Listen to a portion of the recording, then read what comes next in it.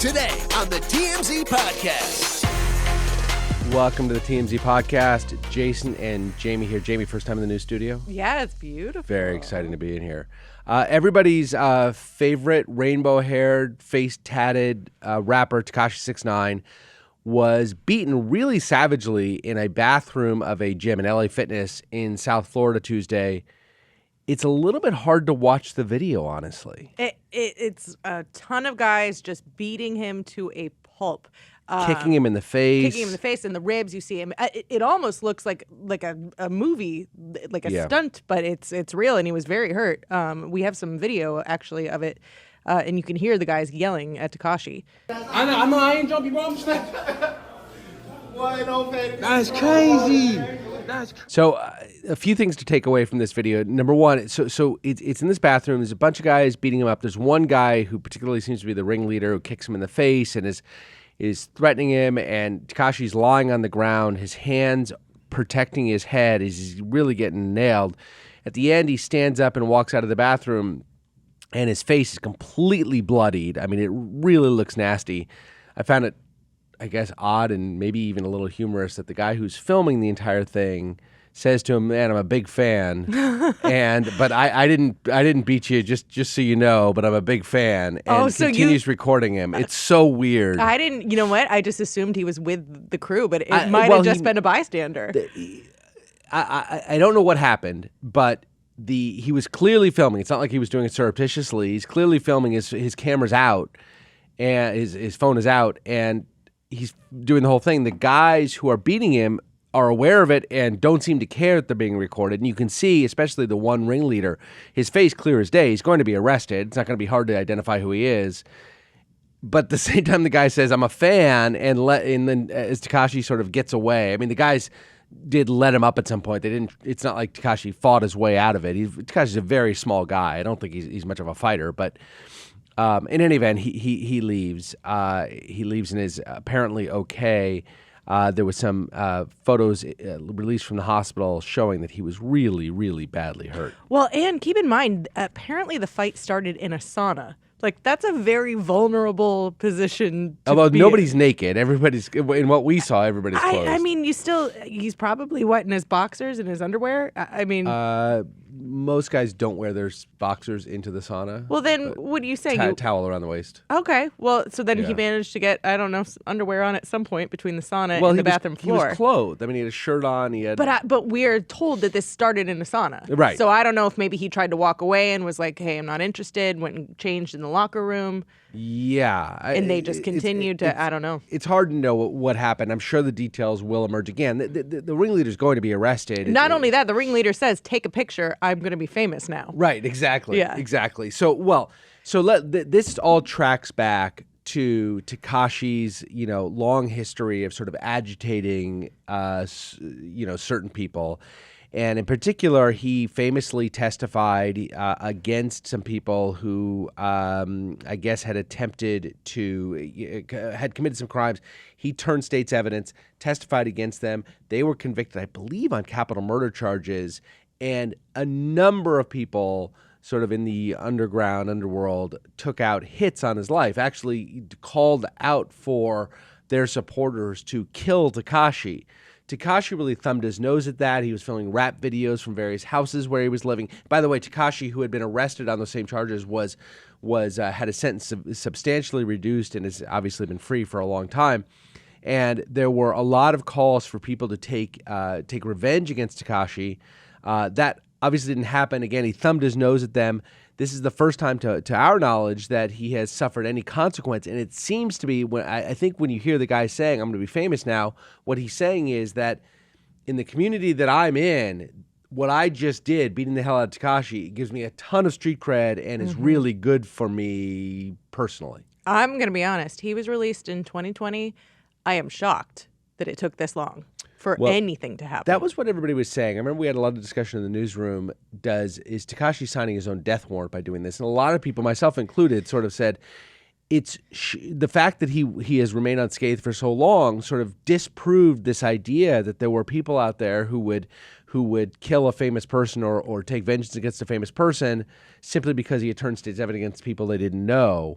turns out there are some people who would do that. Oh, and while they're fighting him, you hear them yell the word rat. Yeah, several times.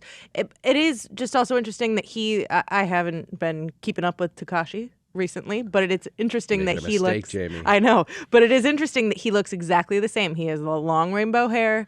Obviously, can't change the face tats, but he's clearly not trying to lay low. No, right. He's not trying to lay low. No. And I think maybe some sort of sense of complacency overcame him because he wasn't with bodyguards. We had this famous thing where he had suitcases full of cash and a rap video, but the IRS was coming after him and other people were criticizing him because he owes all this money in restitution. And he had to come forward and say, I really don't have all this money. It was fake. It was props. So, and his music, though successful, nobody makes money recording music anymore. They make money touring, and he does tour, but he's not nearly as prolific touring as he used to be. And I wonder if sort of the fact that he's now traveling without an entourage, he was in this bathroom completely unaided, left. There didn't seem to be anybody running to his aid. Is a sign that he just doesn't have the money to keep the entourage around him anymore and to keep him protected. And it seems like people struck. I think the first sign was LA Fitness, sir. He's not at Equinox getting his butt kicked. He's at LA Fitness with Joe Schmo. Boy, are you a snob. Yep. My goodness. Proud of it, babe. So, another incident, apparently Tekashi was at a baseball game in Miami. It may have been the baseball World Series, the World Cup of baseball that's been going on. He was intoxicated. He was disturbing fans. So he's always been kind of the shit stirrer, and none of that has changed. He is the same guy that he always was, but he may just be less protected now. And we'll have to see what happens now. So his attorney, Lance Lazaro, has come out and he said they're going to federal law enforcement and asking them for protection because it all seems to stem from the evidence that he provided in the case that we talked about earlier. Can he have a comeback? Does he have a loyal following? I don't think he's ever gone anywhere. I think his following is still very strong. So he could make money back if he tours but touring is difficult. But yes, absolutely. Tekashi's a really, really, I'm obviously out over my skis here. I've heard from others that Tekashi is a really, really big deal in rap circles. He still can fill up stadiums, maybe not stadiums, fill up arenas. Venues, yeah. And he's a big deal who is definitely marketable. He has a loyal following. His music is, to the extent you're into that type of music, it's really good. He's a really talented performer. He's just a weird dude who has become vastly more famous because of his legal troubles, and then parlayed those legal troubles into turning state's evidence, remaining out of prison, and sort of even currying favor, I think, with a sort of more mainstream audience, but has obviously run afoul of street code, and I think it came back to haunt him in a Miami gym sauna. Yes. Tale as old as time. Tale as old as time, exactly. So let's turn our attention to Gisele. And Gisele came out and she had some comments about her breakup with Tom Brady. She says it was not all about football. Of course not. Of course not. I thought it was, what? right? No, because it's never about the football. It's about the intentions behind his choices and all sorts of things. But yeah, she did open up to Vanity Fair and talked about it and said it was really just a tiny piece of a bigger puzzle. Most interesting, I thought, was she is not salty at all. She says she doesn't regret anything, that every moment was great. She wouldn't change a thing, which is an interesting thing to say. Sounds like somebody who's very happy in love right now. Or somebody really salty. You think so? I don't know. She's come out. She's doing a press tour right now. She's not being asked about, and it must be a precondition of sitting down to do these interviews. She's not being asked about the jiu-jitsu instructor. So she hasn't spoken about all the rumors that are substantiated in large measure by photos coming out of she and this guy in Costa Rica traveling together, this very handsome young man traveling together. She's not addressing that, which I think is interesting. But she is addressing the breakup with Tom, and she's really adamant that, to the point you were just making, it doesn't have to do with football. Though, here's why I don't necessarily buy it. So we know that Tom Brady twice retired and twice returned. 3 times retired now because he's now formally retired. Twice retired and twice returned. We know that Gisele has been on record saying that she wasn't comfortable with him playing anymore, both for the potential health impact of him playing, and for the fact that he didn't have time during the holidays, et cetera, to spend with his family, and she was sort of stuck being a single mom during those times. And he nevertheless kept going back to playing, and then the last time when he announces his return, that's when the split happens. So you're just thinking that was more symptomatic than causal? Yeah, I think not we all, there was a narrative that Gisele sat him down and said, it's football or our marriage. Yeah. And she even says that's the craziest thing I've ever heard. It's not that black and white. It's not that crazy either. I mean, she can claim it's the craziest thing she's ever heard. It's pretty logical. But nobody theory. just pulls that out of their hat for no reason. Yeah. If there even was if you're an really ultimatum, happy, right? it's then, because of other things going on. I do laugh, as you were saying, though, that no mention of the jiu-jitsu instructor, but she makes it very clear she's not dating Tom Brady's friend, Jeffrey Sofer, who's like a billionaire, used to be married to Elle Macpherson. It made me laugh because I was like, who? This was the funniest thing. Who? So she's got this widely rumored relationship with this jiu-jitsu instructor. And I feel bad because we don't know his name. Do you know his name? I do. It's not on. It's something Brazilian. Valenti. I want to say is the last name. Okay, so she's Something not, hot, but she's though. not asked about him. Instead, Joaquin. Joaquin Valente. Yes. Instead, she is asked about rumors that nobody has ever heard. No. That she might be dating this guy. What's his first name? Jeffrey. Jeffrey Sofer. That she out of the blue. So there's rumors that you've been dating Jeffrey Sofer. I feel like Jeffrey paid her to say that. Like he was like, For mention sure. my name in Vanity Fair. Mention Right. my name in Vanity Fair. So she says, "Oh, that's ridiculous. Okay. That's Tom's friend. I would never date Jeffrey Sofer. That's just insulting." And the interviewer's like, ma'am, we didn't ask. Right. Ma'am, you told us to ask this question. And it's so funny because nobody has ever heard of this guy. There's no rumors that we've been There's able to no find. photos. I even went on Google. There's no photos that No. she's ever been with this guy.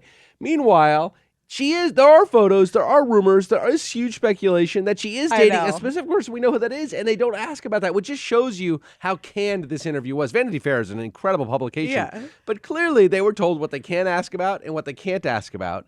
And one of the things they're allowed to ask about is the non-existent rumors that she's dating some guy that nobody has ever heard of. Yeah. I just want to walk into a room now and announce who I'm not dating.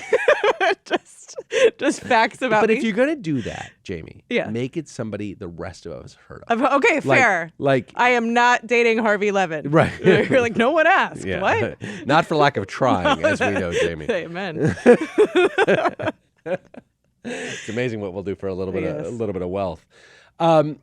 So anyway, she talked a lot about their relationship. One of the things that was interesting coming out of this interview with Vanity Fair is that she talks about her relationship with Bridget Moynihan, who was Tom Brady's. So Tom Brady is having seemingly a relatively casual relationship with Bridget Moynihan. That might be understating a little. Maybe they were sort of boyfriend girlfriend. They break up. He starts dating Gisele. 2 months after he begins dating Gisele, he finds out and lets her know that Bridget is pregnant with his son. What do you do? Oh, you run. Well, You run. I mean, God bless them for making it work. And it seems like they you'll really never date have. Tom Brady with No. that kind of attitude. No, I guess not. But So she sticks around, and she says that her relationship with Bridget was really difficult at first. They didn't like each other, but they've come around. yeah, they're wonderful co-parents. Gisele is so good to their son, Jack. She always, and that's all Jack's ever known. So it's not weird. Right. It's not even like no. Jack has never known anything. No, except this Giselle's not two-mom even a family. stepmom. Yeah, Right. it's just my mom and my biological mom. That's got to tweak Bridget a little bit. Absolutely. Absolutely. Yeah, and then he has two siblings from her. I mean, God bless them. The original Modern Family. And Gisele says that when she and Jack, Jack came into, when Jack was born, he was already in Gisele's life. They were in each other's lives. And she says that it was this relationship with Jack. She wasn't sure she wanted to have kids before this. It was this relationship with Jack that proved to her that she did want to have kids. Now she has two with Tom. And, by all accounts, they're an insanely close, happy family. And she gives a lot of credit to the relationship with Jack and then to Bridget as well, because she says initially, and for good reason, Bridget was angry and upset and didn't want this supermodel interloper into their lives. but they came around, and now they are excellent co-parents. She didn't use the word friends, but you get there's certainly a healthy degree of respect and admiration between these families. Now you have this added complication that she's might be dating this sofa guy. Oh God. Now, but the way you just laid that all out, like poor Bridget. I know, like she doesn't want us to say that, but you have an idea of what your life is going to look like. I think when you're young, and then it does not include being left pregnant while you're. I would assume she probably still had feelings for Tom. Tom goes and marries the most famous, most beautiful woman on the planet. Then has more kids. To play house with your kid. Not great. Not great. It softens the blow that he's worth like $400 million and fair and can help keep she and her child in the custom, in a large customary style. But that's taking too much away from her. She's a successful actress in her own right. Yes. And does well for herself. But yes, I agree. You have this image of what your life is. I have this conversation with my daughters all the time. Like when something bad goes on, I'm like, you have an image of what your life is going to look like, and it never is going to look like that. And Bridget suffered it more than kind of harsh. Hey, you gotta realistic. Stuff but happens. you can tack on something nice in the end. It's gonna be better. Oh, and you're so pretty. No. Oh my God. You gotta keep it real with the kids. All right. Thanks very much, everybody. We will see you tomorrow. Bye.